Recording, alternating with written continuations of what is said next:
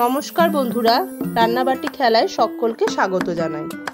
আজকে ভাবলাম একটু অন্যরকম কিছু বানানো যাক। আজকে বানাবো শিম বাটা। গরম ভাতে এই শিম বাটাটা খেতে সত্যি খুব সুন্দর লাগে। শিমগুলোর দুপাশটা কেটে নিয়েছি, নিয়ে মাঝখানে যে শিরাটা থাকে সেটা ছাড়িয়ে নিয়েছি।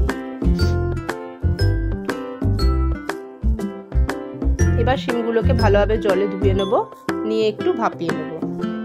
এই শিম বাটার রেসিপিটা কিন্তু আমার নিজস্ব না, এটা আমার মামি শাশুড়ি মা আমাকে এই রেসিপিটা বলেছিলেন। আমরা আসলে বাড়িতে খুব শিম ভাজা খেতাম, তাতে অনেকটা তেল যেত।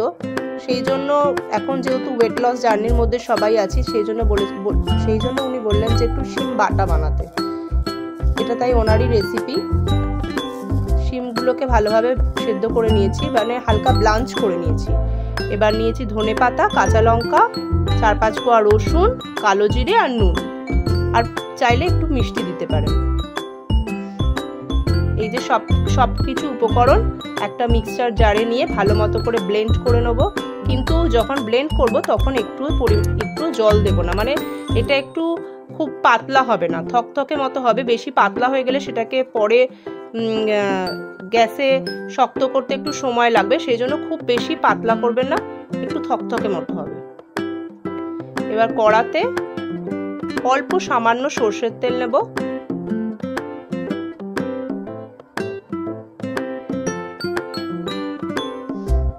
এক চামচ মতো সর্ষের তেল নিয়েছি, তার মধ্যে অল্প একটু কালো জিরে ফোড়ন দেব।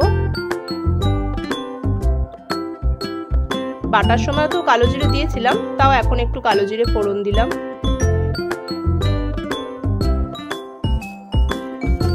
এবার যে পেস্টটা বানিয়েছিলাম সেই পেস্টটা এবার দিয়ে দেবো।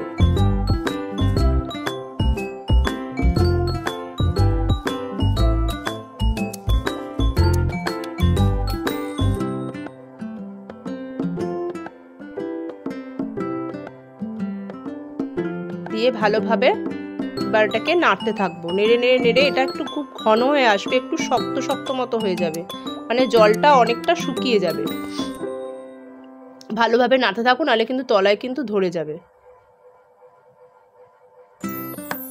এর মধ্যে আর কিছু দেওয়ার প্রয়োজন নেই, যদি মনে হয় তাহলে অল্প একটু সামান্য মিষ্টি দিতে পারেন। দেখুন কিরম আস্তে আস্তে জলটা একটু শুকিয়ে এসছে।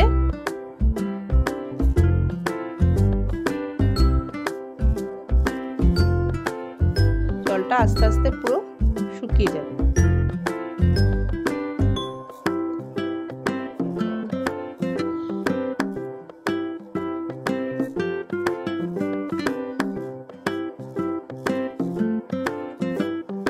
আপনারাও বাড়িতে এভাবে বানাবেন, বানিয়ে ভালো লাগলে কমেন্টে অবশ্যই জানাবেন।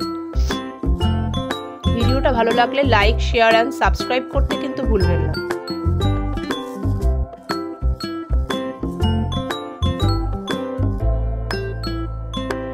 এই যে এরকম শুকিয়ে গেছে। এর মধ্যে চাইলে ওপর থেকে আপনারা পরে একটু কাঁচা তেল দিতে পারেন, খেতে ভালো লাগে। কিন্তু যেহেতু আমরা তেলের পরিমাণটা খুব কম খাচ্ছি, সেই জন্য তেল আর অ্যাড করব না।